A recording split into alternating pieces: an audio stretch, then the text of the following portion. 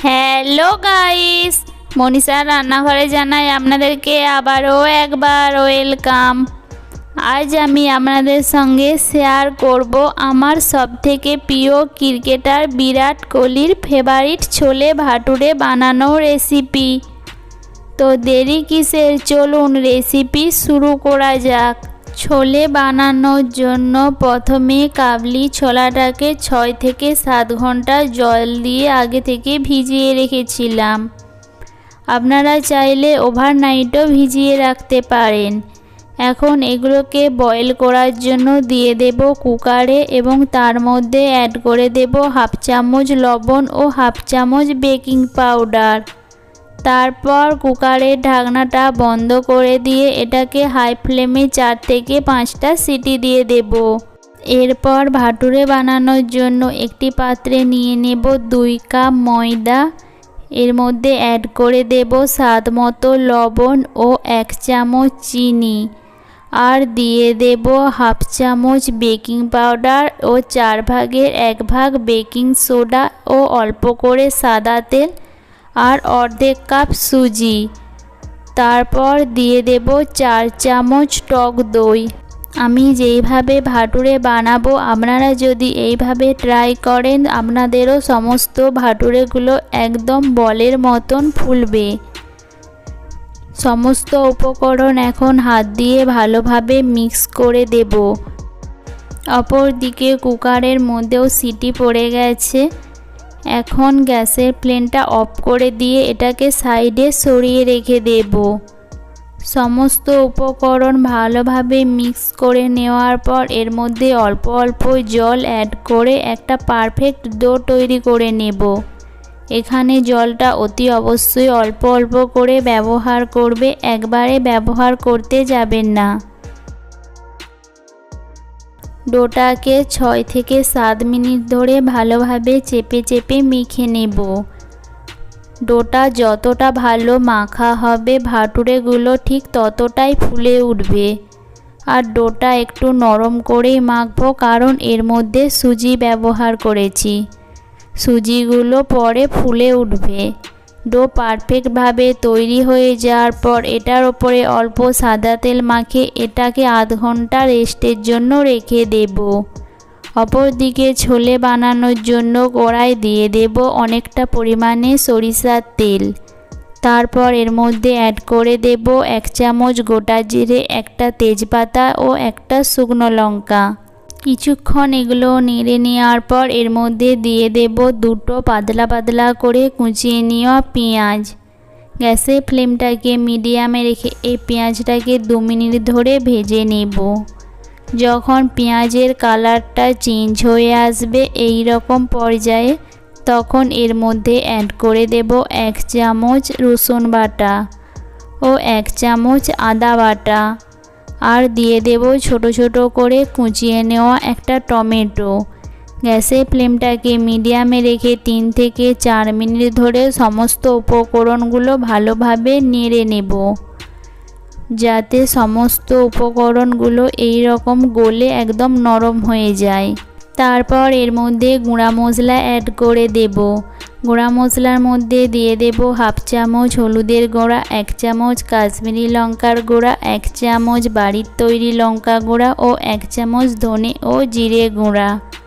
কাশ্মীরি লঙ্কার গুঁড়া ব্যবহার করলে ঝাল হয় না, তবে রান্নাতে খুব সুন্দর একটা কালার আসবে। এর মধ্যে অল্প জল অ্যাড করে মশলাটাকে 3 থেকে 4 মিনিট ধরে লো ফ্লেমে কষাতে থাকবো। দেখুন এখানে ছোলাগুলো কীরকম একদম পারফেক্টভাবে বয়েল হয়েছে।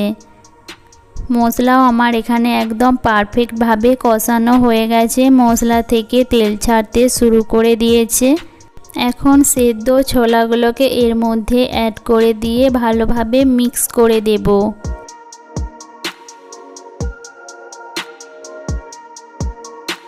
ভালোভাবে মিক্স করে নেওয়ার পর এর ওপর দিয়ে ছড়িয়ে দেব 1 প্যাকেট চানা মশলা, আর দিয়ে দেব এর মধ্যে স্বাদ মতো লবণ।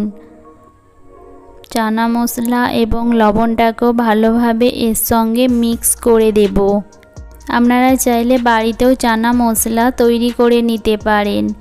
আর চানা মশলার রেসিপি যদি দেখতে চান অতি অবশ্যই আমাকে কমেন্ট করে জানাবেন, আর আমি আপনাদের সঙ্গে তা শেয়ার করার অতি অবশ্যই চেষ্টা করব।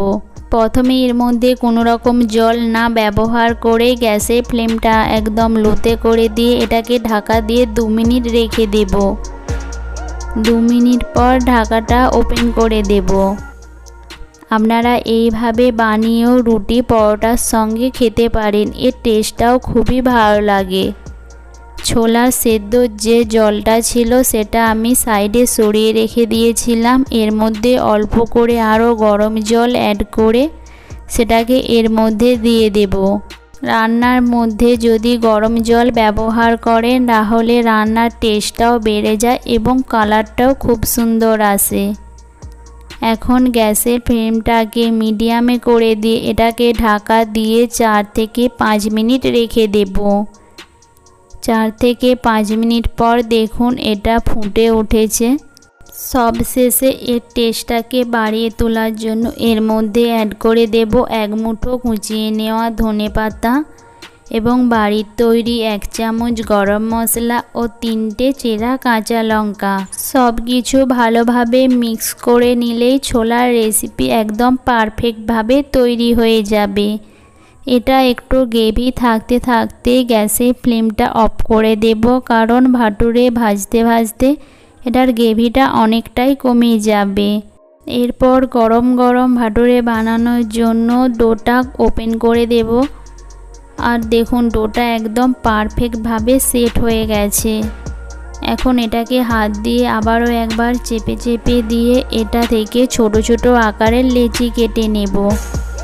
আপনারা যদি বড় বড় সাইজের ভাটুরে বানাতে চান তাহলে লেচিগুলো একটু বড় বড় সাইজের করে নিতে পারেন।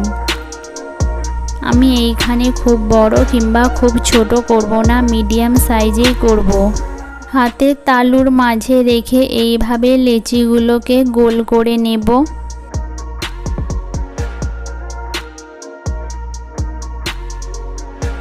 এখন এর মধ্যে অল্প করে তেল মাখিয়ে এগুলোকে বেলে নেব। আপনারা লম্বা কিংবা গোল আপনাদের পছন্দ মতো অনুযায়ী শেপ দিতে পারেন।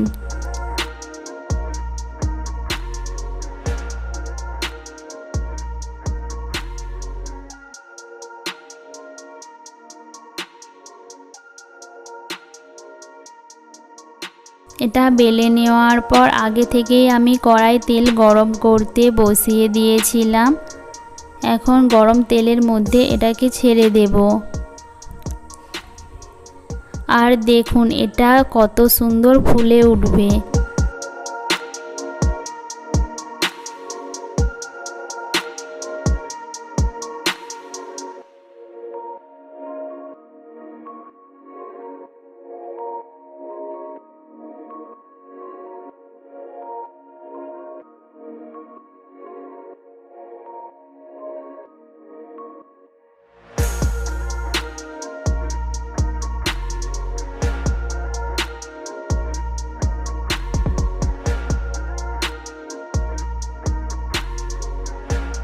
একটা তৈরি হয়ে যাওয়ার পর আবারও একটা এই তেলের মধ্যে ছেড়ে দেব। দেখুন এটাও কত সুন্দর ফুলে উঠবে। আপনারাও এইভাবে একবার ট্রাই করে দেখবেন, আপনাদের ভাটুরেগুলো একদম এই রকমই বলের মতন ফুলে উঠবে। সমস্ত ভাটুরেগুলোই তেলে ছেঁকে নেওয়ার পর এগুলো একদম পরিবেশন করার জন্য পারফেক্টভাবে একটা থালি তৈরি করে নিয়েছি। আর এই থালিতে অ্যাড করে দিয়েছি আমার হাতের স্পেশাল আমের আচার। আর এই ভাটুরেগুলো কতটা নরম তুলতুলে হয়েছে তাও আমি আপনাদেরকে একটা ছিঁড়ে দেখাবো। দেখুন রেসিপিটা ভালো লাগলে অবশ্যই পরিবারের সঙ্গে শেয়ার করবেন। দেখা হবে এইরকমই নতুন নতুন রেসিপি নিয়ে। ততক্ষণে সবাই সুস্থ থাকবেন, ভালো থাকবেন। Tata, bye bye.